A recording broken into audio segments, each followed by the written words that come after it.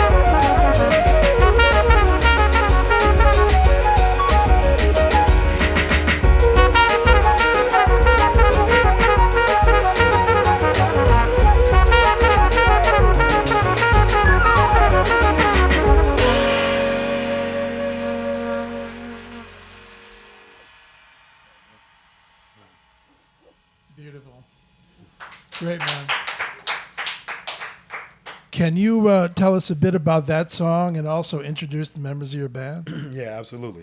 So that song is called Diaspora.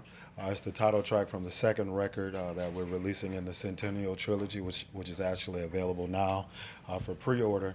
The song is it's sort of like a dual meaning to it, right? The record meaning, the song behind what we wanted to do with the record really had more to do with me trying to figure out a way to pull as many people into our environment as possible through trying to touch as many seemingly different cultures of music, and sort of mashing those with what it is that we do all the time, right? So part of the idea behind Diaspora is that, a lot of times in Black community, when we say the diaspora, we're talking about the places where enslaved Africans were taken before their experiences in the Americas. But I sort of mean this in sort of in the more macrocosmic sense, in that the diaspora is all of us. And the notion that we, the moment that we start seeing everyone's perspective as being valid, then this is the sooner that we can actually get to the work that needs to happen to make the world a better place, right?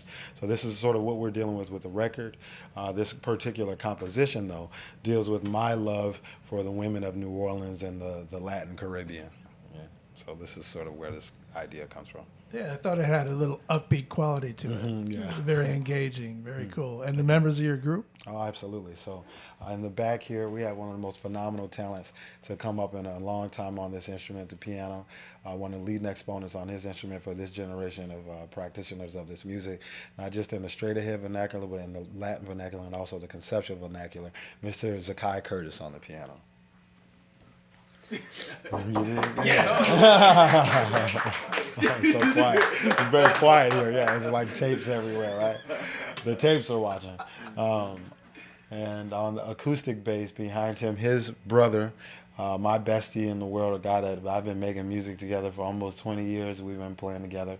We started our own record labels together when we were at Berkeley when we were 19 years old, and have essentially been doing this for that long together. But everything that I said about Zakai also applies to Luquez for his instrument. But today he's sporting the big acoustic bass. He's been playing baby bass all week, so it's good to see him at his old act. So a phenomenal talent, Mr. Luquez Curtis on the bass. On the drums, a guy that it's funny because he started working with us when he was really young, like 17 years old or something like that, 17 to 18 years old. Now, mind you, that's over a decade ago now, right? But the first time we heard him play, we were doing something at the Berkeley College of Music High School Jazz Fest, and we were judging it when we were still in school. And one of the bands that we had to go in and judge was the band from LaGuardia, and he was playing in this group. So after he played with the group, all of the older musicians in town had kept saying that Marcus was going to be the last great jazz drummer. We kept hearing that all the time. So when we went in, we heard him play. He was like 17 years old. We can understand exactly why they were saying that, because of the acumen that he's built and his sound, his touch, his complete approach to playing the instrument. So we asked him if he hang out with us, and then we ended up playing that day, and then the rest of it was history, really. So we spent a little time together, in 2007 through maybe 2009, maybe playing a lot more together. And this is actually his first time playing with the group in a very, very long time, about a decade actually. So we were glad to have him back here. Yeah. And then, Marcus Gilmore on the drums. Sorry, Marcus Gilmore. And then last but never least, we have the lady and the baby of the band on the flute. Elena's been with us for maybe 3 years now. I realized that I had to sort of shift what I was doing with my music when she joined the band once I heard her voice. I say this every night. I mean this from the bottom of my heart when she plays. I think that if Elena's allowed to do what it is that she came to do musically, I think it's going to be very difficult for people to remember what the flute sounded like preceding her contribution. I think she's that good, right? I think she's poised for that type of greatness. And in addition to her flute playing, she also happens to be one of this generation's best up-and-comer singer-songwriters. So you're going to hear a myriad of musical contexts out of this young lady's career. So a phenomenal talent from the Bay Area, all of 22 years old now, Miss Elena Penderhughes. Yeah. Okay, so we're going to continue. This one is more of a trappy vibe. It's a song that's called The Walk, which is essentially about what it's like when you live in the type of city or neighborhood where you have to catch the bus or private, like public transportation from one neighborhood to the other, but you're wearing the wrong colors through certain neighborhoods and what navigating that is like. So this one is called The Walk.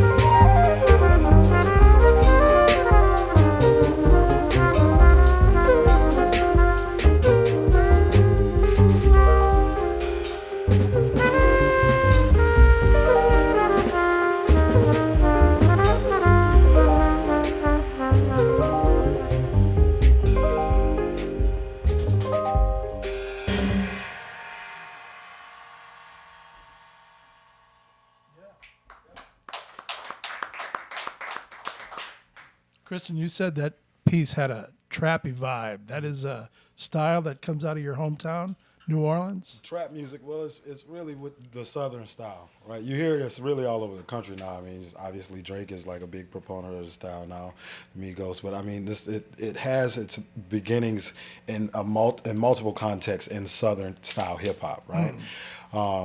Obviously, you think it's sort of the one facet of its beginnings, like Soulja Boy and Gucci Mane, these type of guys, characters, right?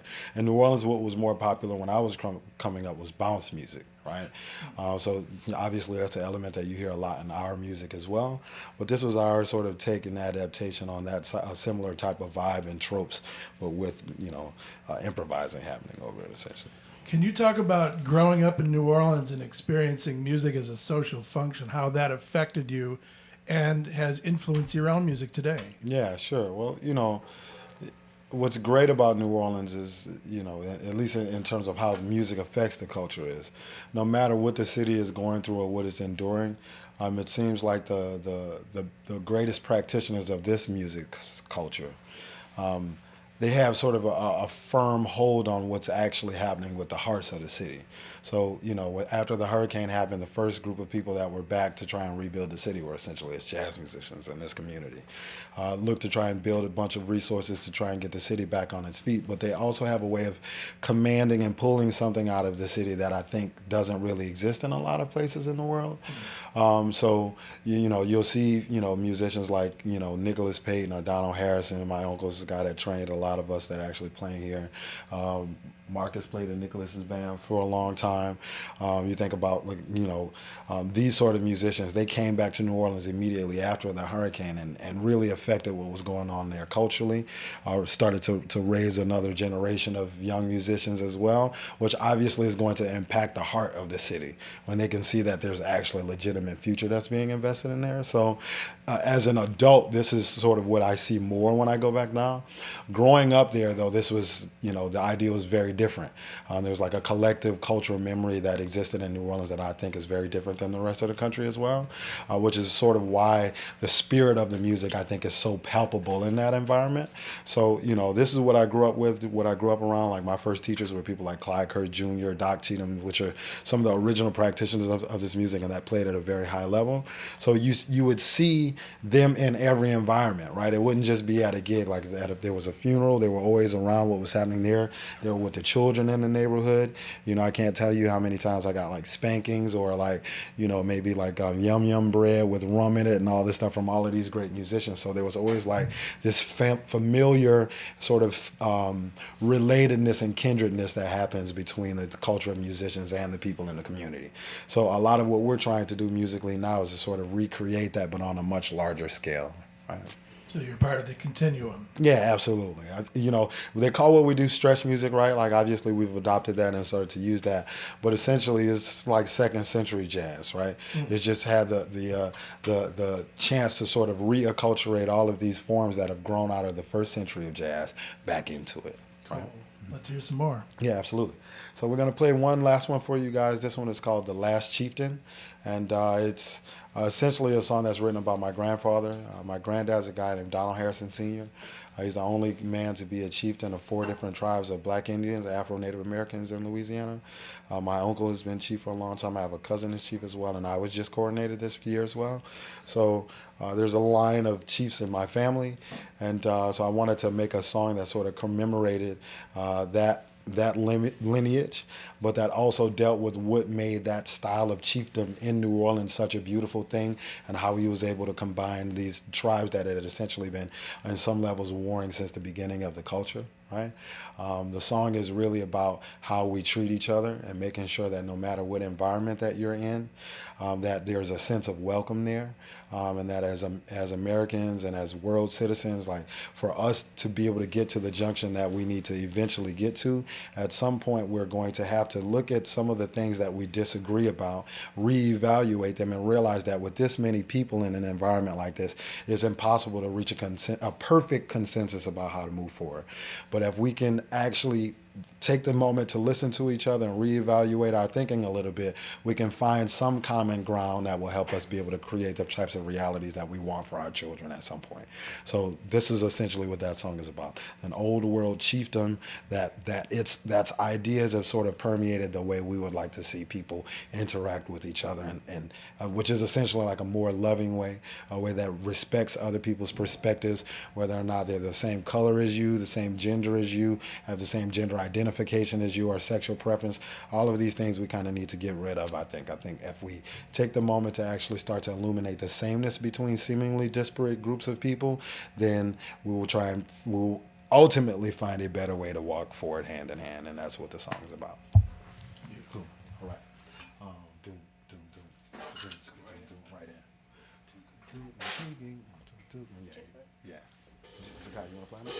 Whatever you want. Yeah. So you play on it. You play on it. Yeah. I'd like you to play on it. All right. So you play. Yeah. And then you play Zakai, and then I'll play on the end. Right. You the Q and then A of them. Right.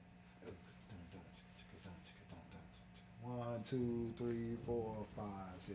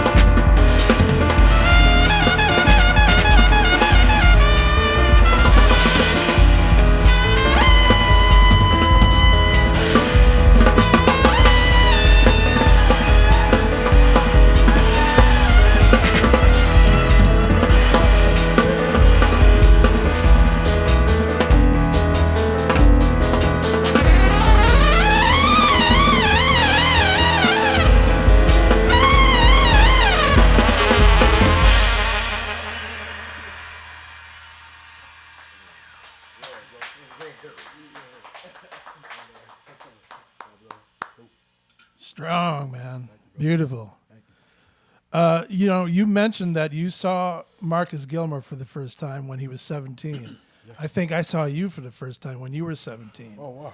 And at that moment in time, you appeared to be like on the path to becoming a young lion. Sure. Clearly, you evolved and something totally fresh and creative and new and your own is happening now. Can you talk about that evolution? Yeah. It's funny because we were all together during this time period. We started with my Uncle Donald's band when we were all about 17, 18 years old, something like that, around that age range. I think I saw you up at Dizzy's. Yeah. All together. Oh, yeah, with Patrice Rushen and Carl Allen Wright. That's a long time ago. I have pictures from that moment. We look like babies, which is crazy.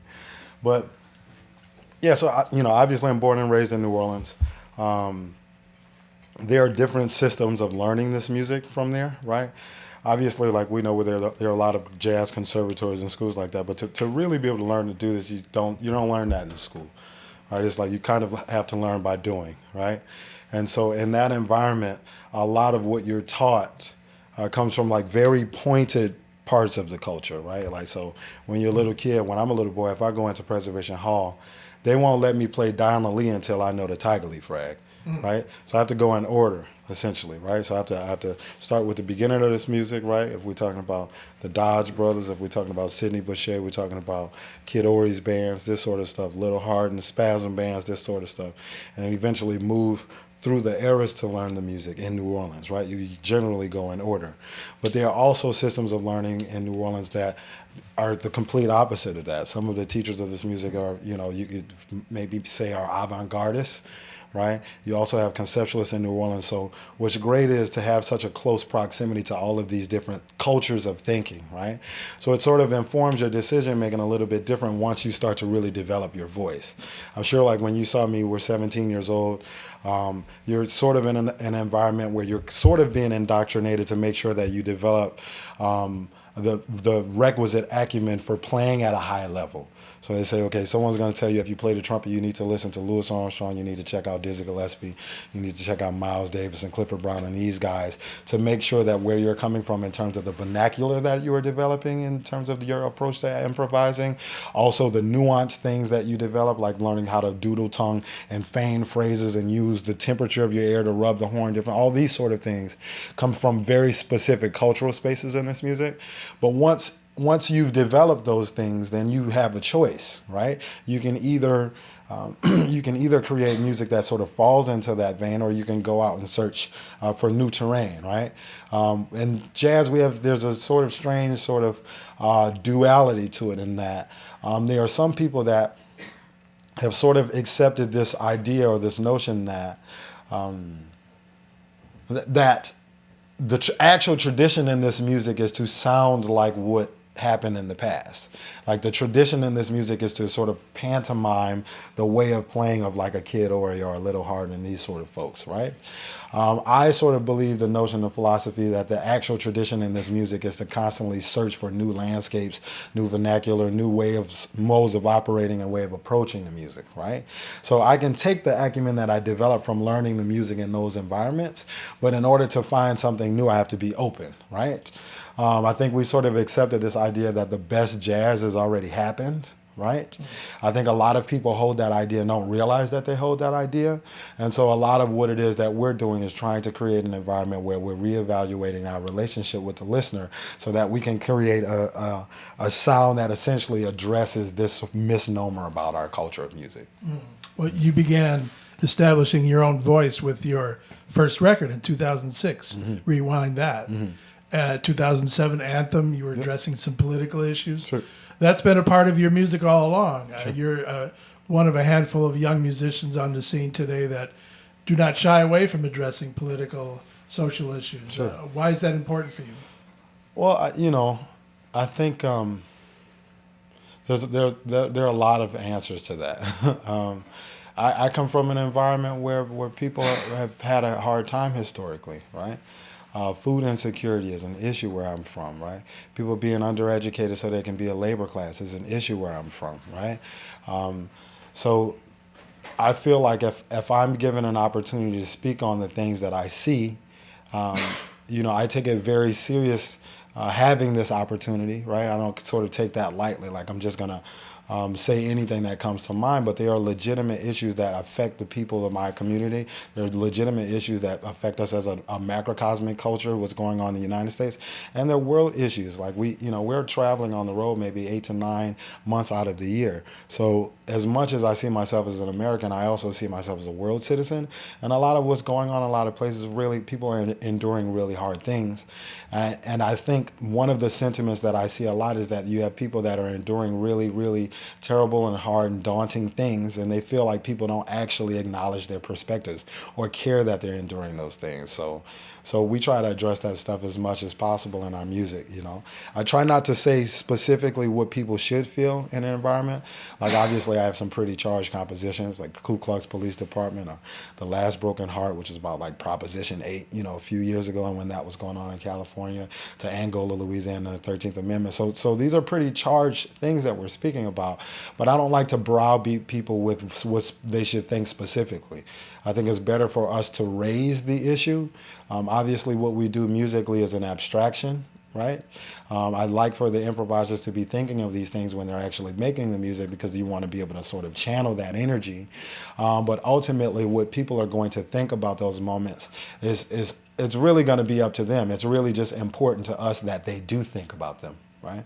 So this is essentially what we're trying to do and looking to do in this music. But it has to be important now, because there are too many people that are going through too many hard things without people that don't look like them or don't come from their culture, or that might not be from their cult or religious purview or sexual preference, and they're being ignored by their brothers and sisters. And this is partly why, you know, it's difficult for us to move into the next junction as a people, is because we keep fracturing in these little small sects of tribalism, right? And say, well, I don't agree with you fully, so therefore what you're saying must not be valid, right? So we need to get past that, and that's why we do what we do. Cool.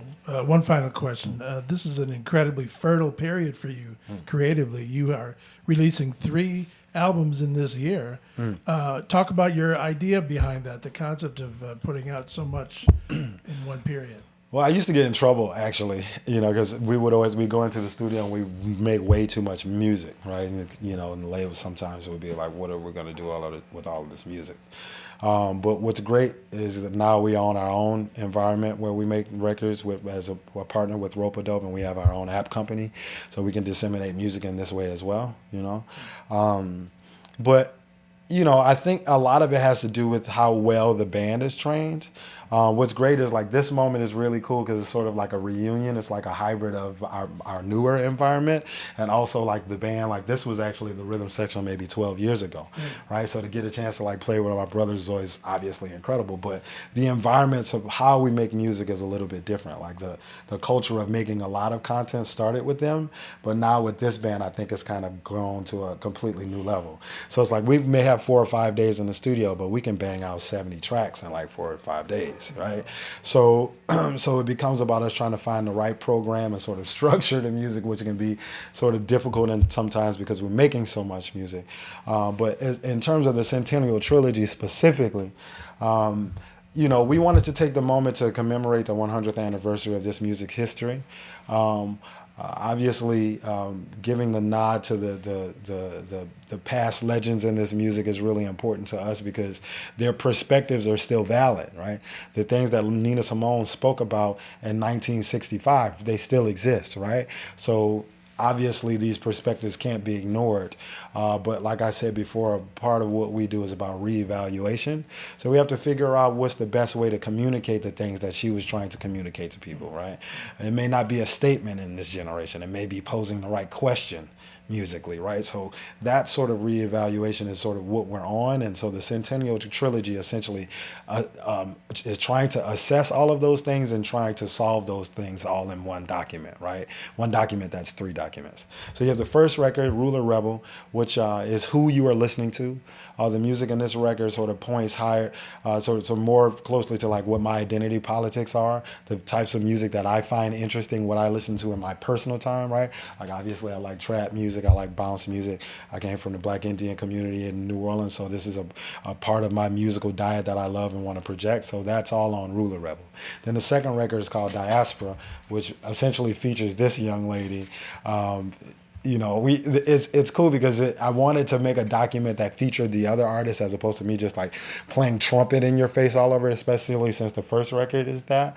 But Elena and Braxton are really featured on this next record, Diaspora, that's coming out. So a lot of the compositions are really designed around building their voices and sort of putting them in a space where they're communicating things that I think they would sound great and interesting over.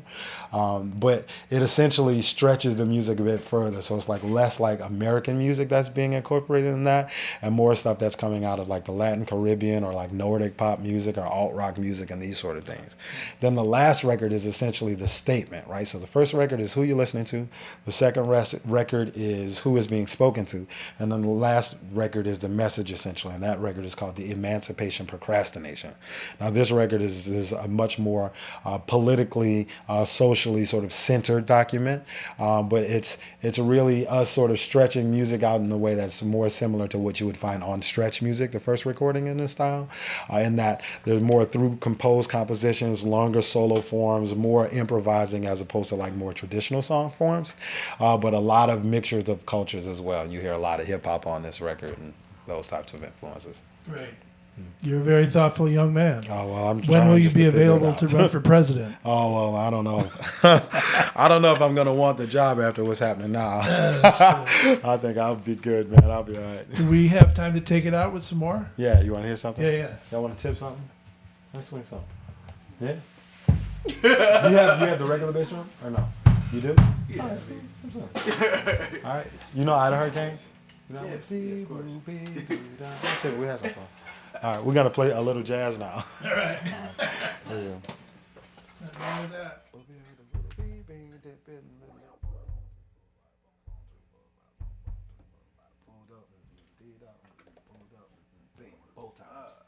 Okay. That's why I sang it. That's why. Yeah? Okay. Cool. Yeah, both times. All right, here we go. On the fly. Baptism by fire. 1, 2. 1, 2.